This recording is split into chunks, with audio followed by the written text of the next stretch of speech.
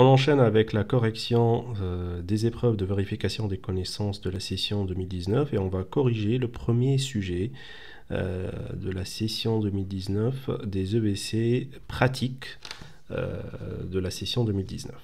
Donc sujet numéro 1, donc on va enchaîner avec la correction. Vous avez bien sûr les épreuves corrigées sous forme de PDF et moi je vais commenter les PDF.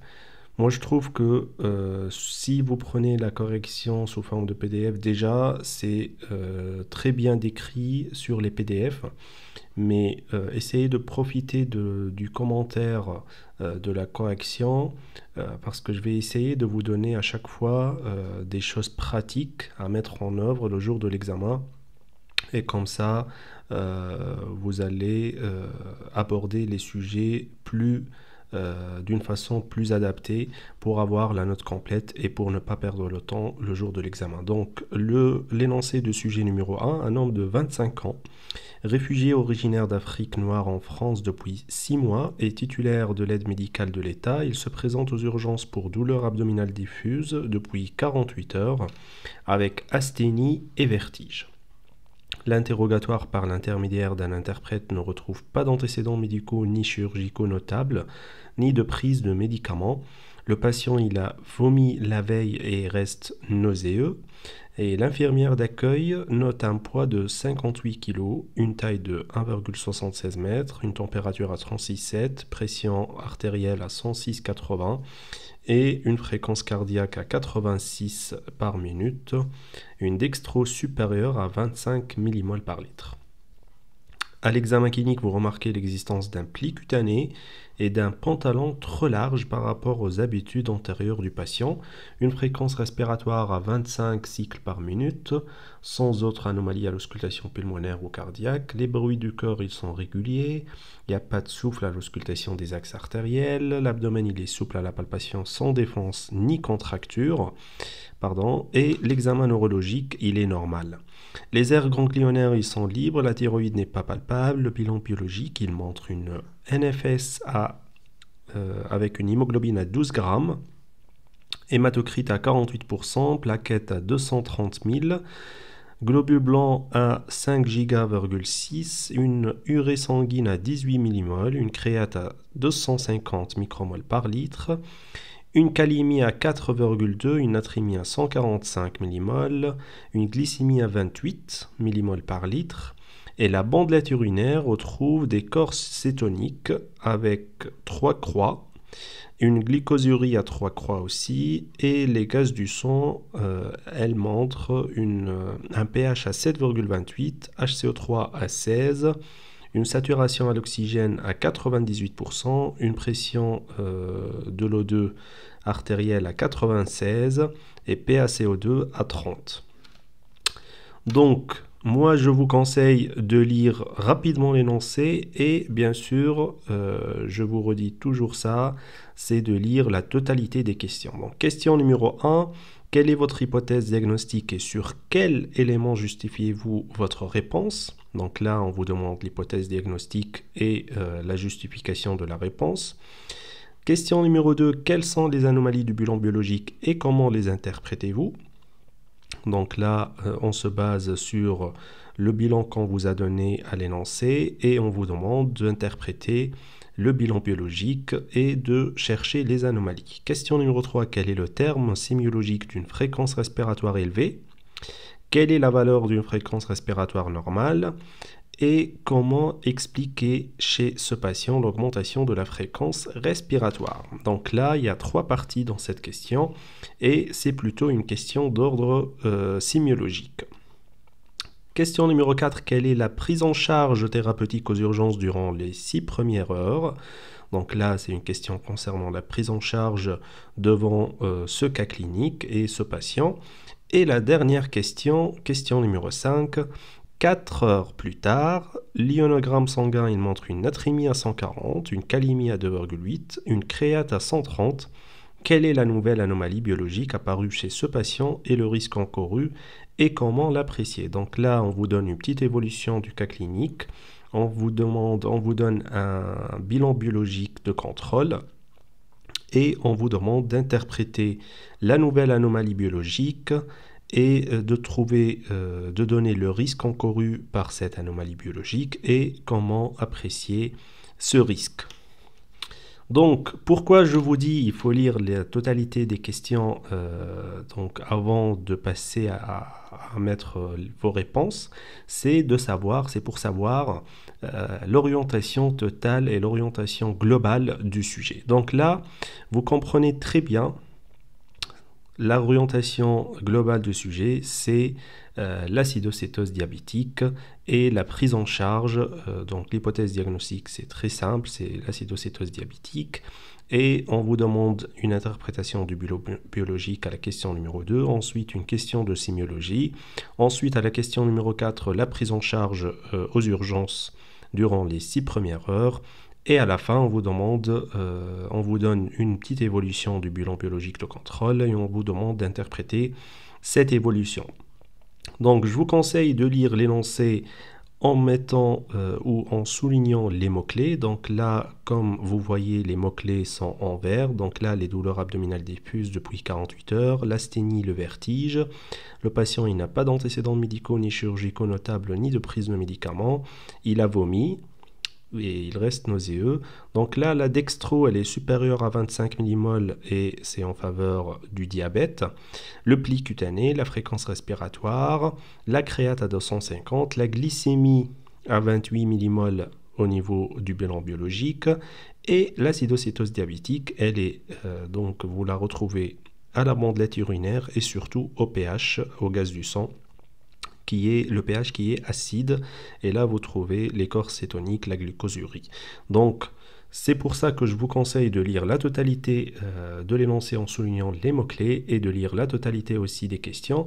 Vous avez aussi des mots-clés au niveau des questions, donc là l'hypothèse diagnostique, il faut bien souligner l'hypothèse diagnostique pour bien répondre. Sur quel élément, c'est la deuxième partie de la question pour ne pas l'oublier après au niveau de la réponse. Parce que parfois, il y en a ceux qui répondent rapidement à la question, à la première partie de la question, ils oublient après de répondre à la deuxième partie de la question. Donc là, les anomalies du bilan. La deuxième partie, c'est l'interprétation. Ensuite, les 3 parties de la question numéro 3, le terme sémiologique, la valeur d'une fréquence respiratoire normale, comment expliquer l'augmentation de la fréquence chez ce patient. Ensuite, à la question numéro 4, c'est la prise en charge thérapeutique. Et enfin, donc là, les 3 parties aussi, la nouvelle anomalie, le risque encouru. Il ne faut pas oublier à répondre à cette question. C'est une sous-partie au niveau de la première partie de la question. Et la deuxième partie, c'est comment apprécier ce risque. Donc, on passe aux réponses. Et à la question numéro 1, donc, quelle est votre hypothèse diagnostique et sur quel élément justifiez-vous votre réponse? Donc, si vous avez bien lu la totalité des questions, vous allez répondre rapidement à cette question. C'est très simple, mais méfiez-vous, parce que là, je vous ai donné la réponse selon la notation des jurys de concours. Vous pouvez répondre très bien à cette question, mais vous pouvez simplement ne pas avoir la totalité des points ou même avoir parfois un 0. Parce qu'il y a une particularité dans la notation des jurys de ce concours et ce qui fait la particularité de ce concours en général. Et c'est pour ça que je vous propose, pour ceux qui vont passer la session 2022, tout un coaching en fait avec 45 séances et vous allez trouver pas mal de cas cliniques avec la notation effectivement des jurys de ce concours. Et là, c'est un petit exemple pour vous donner, pour savoir comment on vous note le jour de l'examen pour ne pas passer à côté de la réponse. Donc là, par exemple, on va noter cette question sur 15 points. Donc là, acidocétose, le mot acidocétose, c'est un PMZ, c'est-à-dire pas mis 0. Donc si vous oubliez de mettre acidocétose, vous allez avoir 0, même si vous allez mettre tout le reste de la réponse. Mais je vous avoue que c'est très difficile de répondre à cette question sans mettre le mot acidocétose. Donc ils ont bien raison de mettre l'acidocétose comme PMZ, mais il y a beaucoup de questions là où vous allez trouver des PMZ comme ECG, etc. qui ne sont pas vraiment très obligatoires, donc vous pouvez par maladresse les oublier, et c'est pour ça qu'il faut faire attention au PMZ. Donc là, c'est un PMZ, et si vous mettez acidocétose, vous allez avoir 6 points. Donc ces 6 points, c'est presque, on va dire, presque la moitié de la note. Donc là, après le mot diabétique, vous allez avoir 4 points sur le mot diabétique. Ensuite, vous allez avoir 1 point sur le mot révélatrice, ou bien le mot inaugural, il est accepté aussi. Donc soit révélatrice, soit inaugurale. Et vous allez avoir 1 point. Donc là, par exemple, si vous oubliez le mot inaugural ou révélatrice, vous allez avoir plutôt 14 sur 15. Et donc, vous allez perdre par maladresse, on va dire, 1 point. Alors que vous pouvez très bien avoir la note complète pardon, sur cette question. Donc là, ensuite, d'un diabète, c'est 2 points. Et insulinodépendant ou bien le mot type 1, il est accepté aussi, vous allez avoir 2 points. Donc là, la réponse, votre réponse, ça doit être une acidocétose diabétique révélatrice d'un diabète insulinodépendant, ou bien acidocétose diabétique révélatrice d'un diabète de type 1, ou bien acidocétose diabétique inaugurale d'un diabète insulinodépendant, ou bien aussi acidocétose diabétique inaugurale d'un diabète de type 1. Donc, celui qui va vous noter, le correcteur, il va vraiment chasser les mots-clés. Donc, il va chercher rapidement le mot acidocétose. S'il le trouve, il va passer aux autres mots pour chercher les autres mots. S'il ne le trouve pas, il va mettre 0. Il passe à la deuxième question tranquillement. Donc, lui, il va chercher en premier acidocétose. S'il trouve le mot acidocétose, il va vous donner 6 points. Ensuite, il va chercher diabétique pour vous donner 4 points. Ensuite, il va chercher le mot révélatrice ou inaugural pour vous donner 1 point. Ensuite, diabète. Ensuite, le dernier mot, c'est insulinodépendant du type 1. Donc, voilà un exemple pour vous donner une idée comment on va vous noter le jour de l'examen.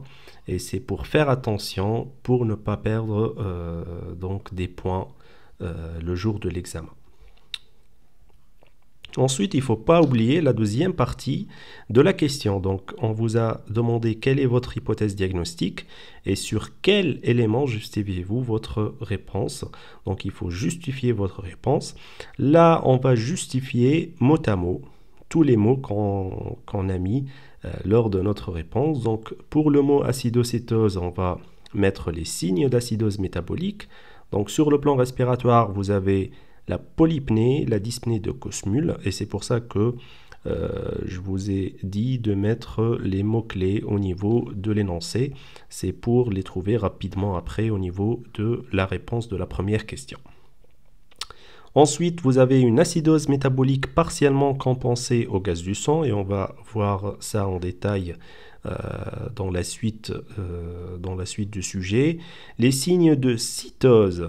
Donc là, les signes d'acidose métabolique, c'est l'acidose métabolique, les signes respiratoires et l'acidose au gaz du sang.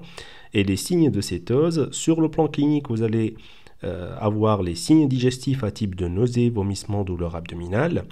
Et à la bandelette urinaire, on va retrouver l'acétonurie et la glucosurie supérieure ou égale à 2 croix. Donc voilà la justification du mot acidocétose. Vous avez l'acidose et la cétose. Ensuite, le mot diabétique, c'est sur le fait qu'on a une hyperglycémie à la biologie à 28 millimoles. Et le syndrome, bien sûr, cardinal du diabète, l'asthénie, l'amaigrissement, la déshydratation extracellulaire avec le pli cutané et l'hypotension. Donc ça, c'est pour justifier le mot diabétique. Ensuite, pour justifier le mot révélatrice ou inaugurale, on n'a pas d'antécédents connus personnels et familiaux chez ce patient, donc il n'y avait pas de mention d'antécédents dans l'énoncé, et pas de traitement aussi. Donc le patient, il ne prend a priori aucun traitement pour le diabète, et c'est pour ça qu'on a dit révélatrice ou inaugurale, c'est-à-dire que son diabète, il n'est pas déjà connu. Donc ensuite, type 1, pourquoi type 1 ? Parce que vous avez un sujet jeune, il a 25 ans, et parce que l'acidocétose, sur le fait que l'acidocétose, elle est révélatrice du diabète, donc c'est en faveur d'un diabète de type 1. Donc voilà en gros la justification et sur quel élément on s'est posé pour justifier l'hypothèse et pour mettre l'hypothèse diagnostique d'acidocétose diabétique révélatrice d'un diabète de type 1. On passe à la deuxième question, donc quelles sont les anomalies du bilan biologique et comment les interprétez-vous?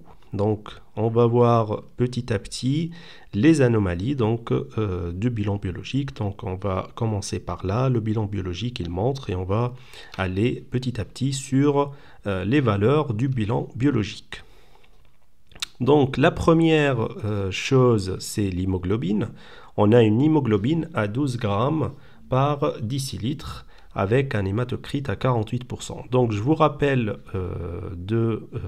la petite diapositive qu'on a vue ensemble lors de la formation concernant l'hémogramme normal. Donc l'hémogramme normal, l'hémoglobine chez l'homme elle est de 13, la valeur normale c'est entre 13 et 18 grammes par décilitre. Et chez la femme, elle est entre 12 et 16, femme enceinte supérieure à 3 mois, 10,5 grammes par décilitre, et chez le nouveau-né, 14,23, et là, on a déjà vu ça lors de la formation, donc vous avez les autres valeurs des leucocytes, PNN, plaquettes, et le VGM, CCMH, etc. Donc là, on a une anémie avec l'hémoglobine qu'on a à 12 grammes par décilitre, donc la valeur chez l'homme, elle est entre 13 et 18, donc on parle d'une anémie chez ce patient. Après, on a une hémoconcentration avec l'hématocrite à 48%, il faut parler d'une hémoconcentration. Ensuite, vous avez la créate à 250, donc on a une insuffisance rénale avec une créate supérieure à 120 micromoles par litre. Et l'urémie, vous avez une urémie supérieure à 7,5 millimoles par litre. Donc là, on va mettre une petite remarque, vous pouvez mettre ça. C'est une insuffisance rénale probablement aiguë sur la déshydratation. Pourquoi? Parce qu'il n'y a pas d'antécédent d'insuffisance rénale chronique, il n'y a pas d'antériorité d'anomalie du bilan rénal, et sur le fait qu'on a trouvé des signes en faveur de la déshydratation tels que les vomissements. Donc, moi je vous conseille de mettre probablement parce qu'on n'est pas sûr, et comme ça vous donnez un signe correcteur que vous savez très bien interpréter l'insuffisance et surtout la différence entre l'insuffisance rénale aiguë et chronique, et sur quoi vous étiez posé pour poser le diagnostic d'insuffisance rénale plutôt aiguë. Mais puisqu'on n'est pas sûr, donc je vous conseille toujours de mettre le mot probablement aigu sur la déshydratation parce que c'est le diagnostic le plus probable, mais on n'est pas sûr parce qu'on n'a pas vraiment trop d'informations concernant les antécédents chez ce patient d'insuffisance rénale, l'antériorité d'anomalie du bilan rénal. Et vu qu'on a le seul signe qu'on a, c'est les vomissements, donc c'est plutôt sur la déshydratation et surtout vu le tableau clinique général de ce patient. Ensuite, vous avez l'hyperglycémie avec une glycémie à 28, donc elle est supérieure à 11 millimoles. Et là, je vous donne aussi la diapositive qu'on a vue ensemble lors de la formation qui montre la courbe de la glycémie. Donc tranquillement, vous avez vu ça avec l'hyperglycémie modérée à jeun, l'intolérance au glucose, les troubles de la régulation glycémique au prédiabète et le diabète sucré confirmé avec la valeur de la glycémie qui est supérieure à 11 millimoles. Ensuite, vous avez la glycosurie et la cétonurie à la bandelette urinaire. Donc ça, c'est l'anomalie au niveau de la bandelette urinaire. Et le fameux gaz du sang ou gazométrie sanguine. Donc on va interpréter tranquillement la gazométrie sanguine. Et là, je vais vous donner un petit exemple pour savoir comment interpréter un gaz du sang. Et donc là, il faut se poser sur la formule du pH. C'est pKa plus log de HCO3- sur PCO2. Donc il faut la prendre par cœur, cette formule, cette équation, parce que c'est elle qui va vous permettre d'interpréter n'importe quelle gazométrie sanguine. Donc les valeurs normales, pH normal c'est 7,4 plus ou moins 0,02, donc entre 7,38 et 7,42.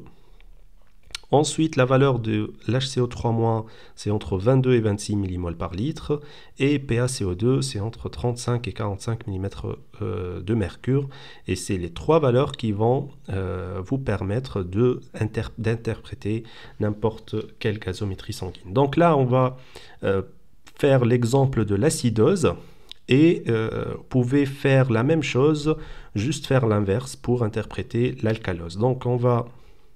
Lors de l'acidose, on a plutôt un pH qui est diminué. Donc là, comme vous voyez, si vous voyez l'équation et la formule du pH, donc pour avoir un pH diminué, vous avez deux éventualités.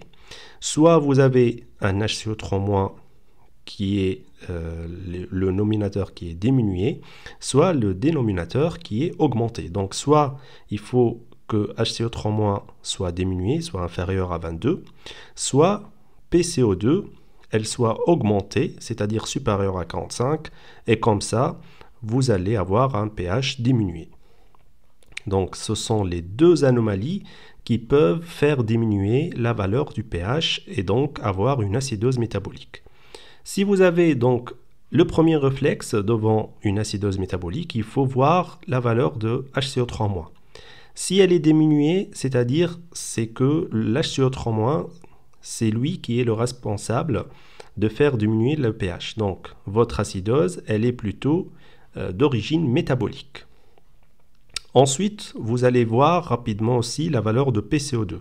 Si elle est normale ou diminuée, donc il n'y a pas d'acidose d'origine respiratoire associée. Si la valeur elle est augmentée, donc vous avez une composante respiratoire à l'origine de cette acidose, et donc là l'acidose c'est plutôt mixte et non pas juste métabolique. Si vous avez un HCO3- qui n'est pas diminué et la PCO2 elle est plutôt augmentée, c'est-à-dire que votre acidose elle est d'origine respiratoire. Donc c'est très simple, vous voyez la valeur de pH en premier, il est diminué, donc on parle d'acidose. Ensuite, HCO3-, s'il est diminué, c'est-à-dire que vous avez une acidose d'origine métabolique. Donc vous allez voir la PCO2, si elle est normale ou diminuée, donc elle est juste métabolique l'acidose. Si elle est augmentée, c'est-à-dire que votre acidose elle est mixte. Et si vous avez juste la PCO2 qui est augmentée et HCO3-, elle n'est pas diminuée, c'est-à-dire que votre acidose, elle est d'origine respiratoire.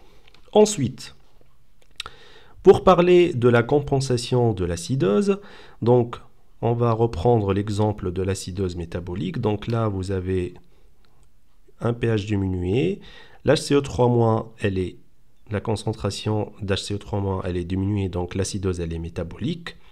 Ensuite, vous allez voir la valeur de PCO2 et vous trouvez une valeur de PCO2 qui est diminuée. Donc là, c'est la régulation de l'organisme, c'est-à-dire que pour faire face à cette acidose, l'organisme va diminuer la valeur de PCO2 pour essayer d'équilibrer la composante finale. Le résultat final, c'est le pH. Donc là, on parle d'acidose métabolique partiellement compensée. Pourquoi partiellement? Parce que l'organisme il a diminué sa valeur de PCO2, mais il n'arrive pas à réguler la valeur de pH.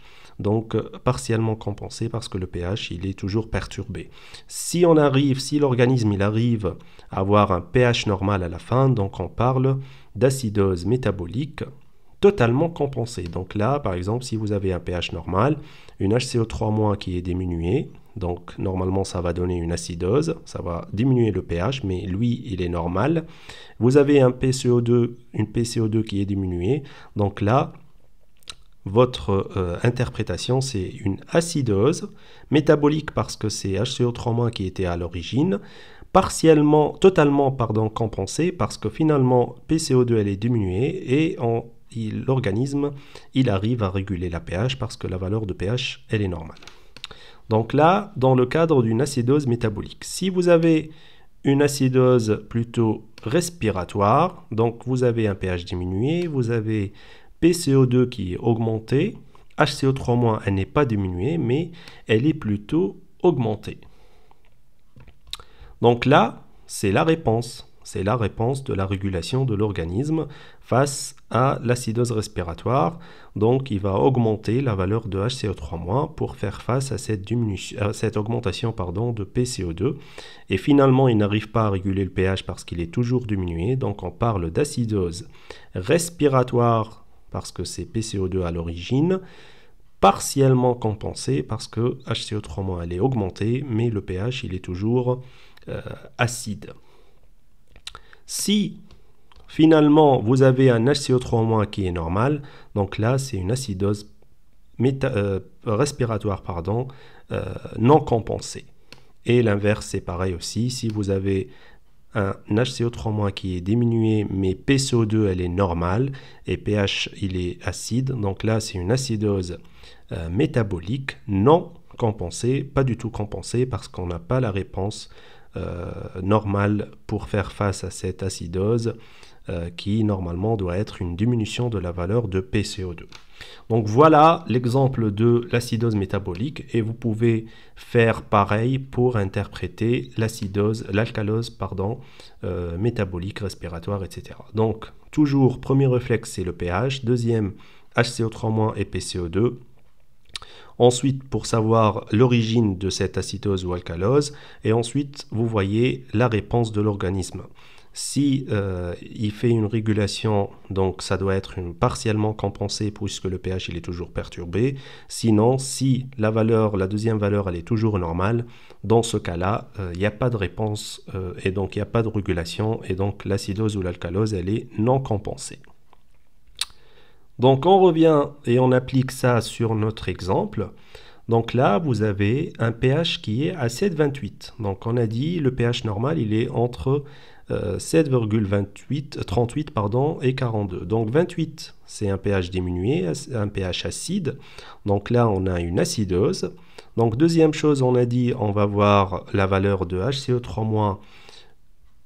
Et donc la valeur de HCO3-, elle est à 16, alors que la valeur normale, c'est entre 22 et 26.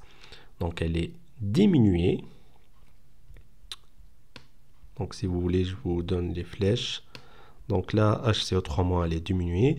Donc là, c'est l'origine de cette acidose et non pas une réponse. Donc diminuer, c'est à l'origine de l'acidose. Si le HCO3- est diminué, il va faire diminuer le pH. Donc c'est plutôt l'origine de cette acidose. Et donc, c'est une acidose métabolique. Ensuite, PCO2, elle est à 30. La valeur normale, c'est entre 35 et 45. Et donc là, on a PaCO2 qui est normal, diminué. Et donc là, c'est la réponse. Si vous avez la même valeur, la même diminution, la même attitude, on va dire, donc c'est plutôt la réponse.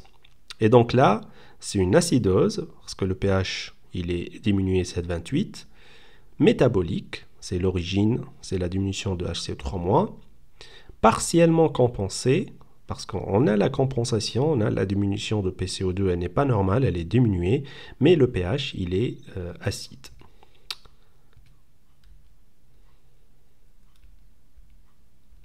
Hop. Donc voilà, pH acide, HCO3-, elle est diminuée inférieure à 26 c'est métabolique, et PCO2 inférieur à 35, donc partiellement compensé. Ensuite, on passe à la question numéro 3. Quel est le terme sémiologique d'une fréquence respiratoire élevée? Donc ça, c'est la première partie. Quelle est la valeur d'une fréquence respiratoire normale? La deuxième partie de la question.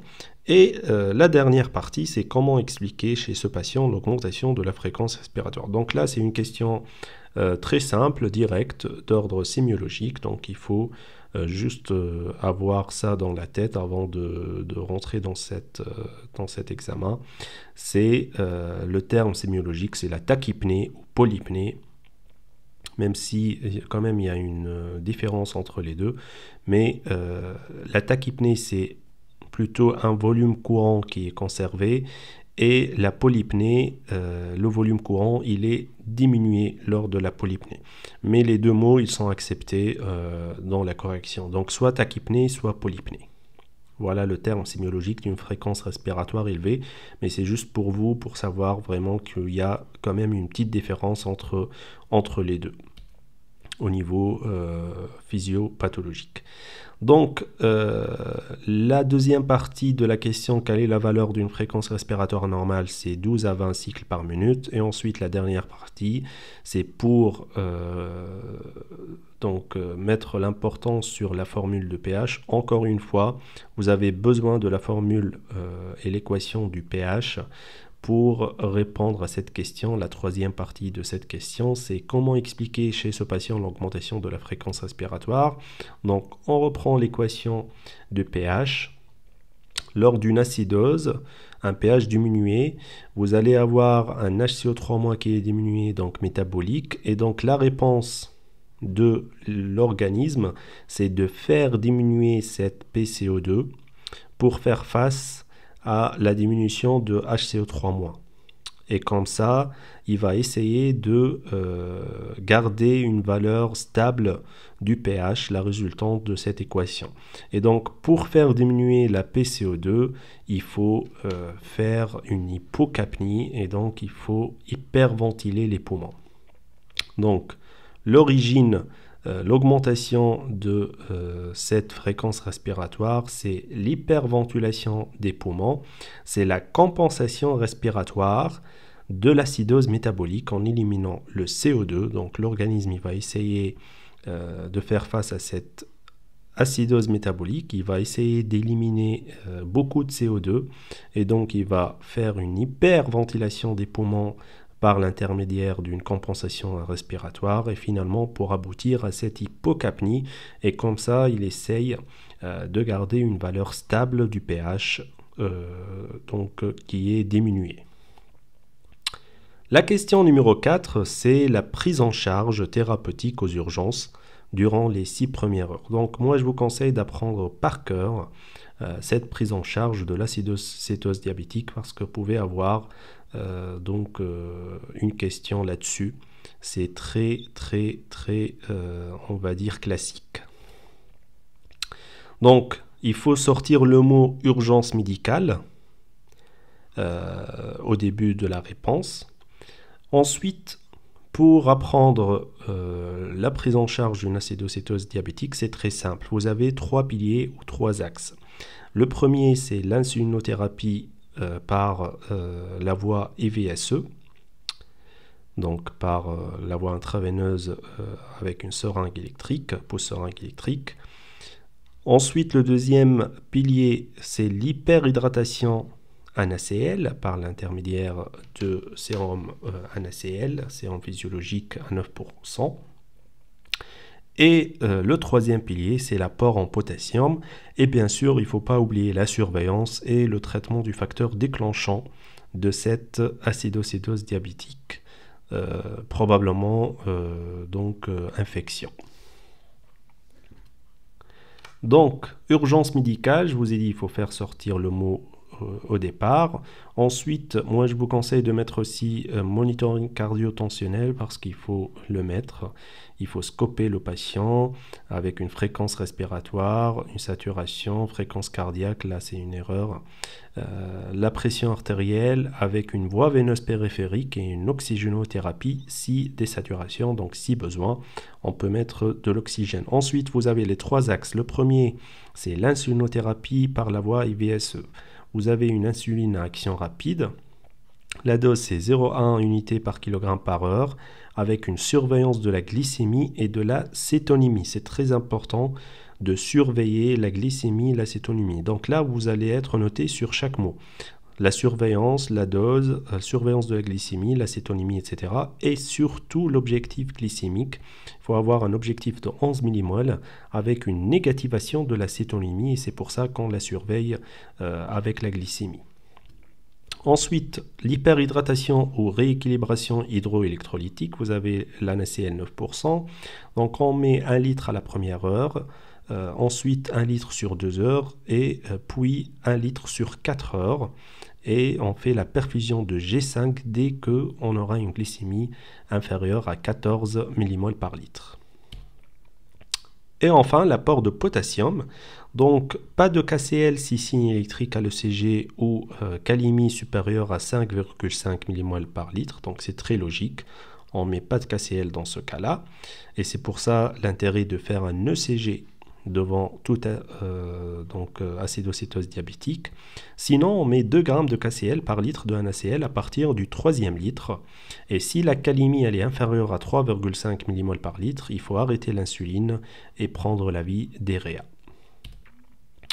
Ensuite, vous avez, comme je vous ai dit, il ne faut pas oublier la surveillance, dextrocétonémie constante horaire toutes les heures, et l'IONO et l'ECG toutes les 4 heures. L'intérêt de l'ECG, c'est pour voir si on a des signes en faveur de l'hypercalémie.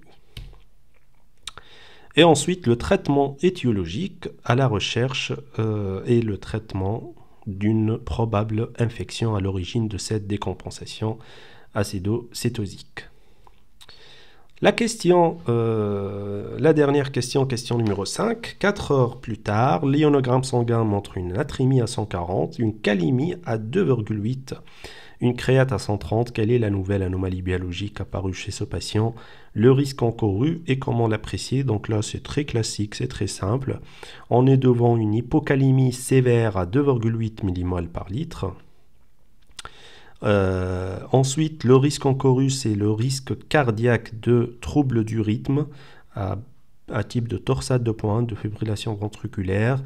Et comment l'apprécier? On fait un ECG et on fait la vérification des signes électrocardiographiques au niveau de l'ECG. En fonction, donc il faut mettre les signes ECG qu'on va trouver. Donc en fonction de l'importance de l'hypocalémie, les signes ECG ils vont apparaître dans cet ordre. Donc apparition d'une onde U ample. Ensuite, vous avez l'allongement de l'intervalle QT et sous-décalage du segment ST. Ensuite, vous avez les extrasystoles ventriculaires qui apparaissent. Et à la fin, vous avez les torsades de pointe qui peuvent dégénérer en fibrillation ventriculaire avec un arrêt cardio-respiratoire. Donc voilà, on a fini avec cette correction de ce sujet.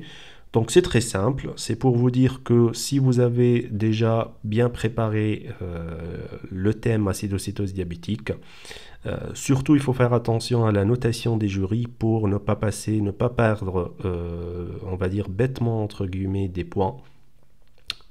Et voilà, donc à tout à l'heure dans la suite de la correction des sujets 2, 3 et 4 de la session des EVC pratiques de l'année 2019.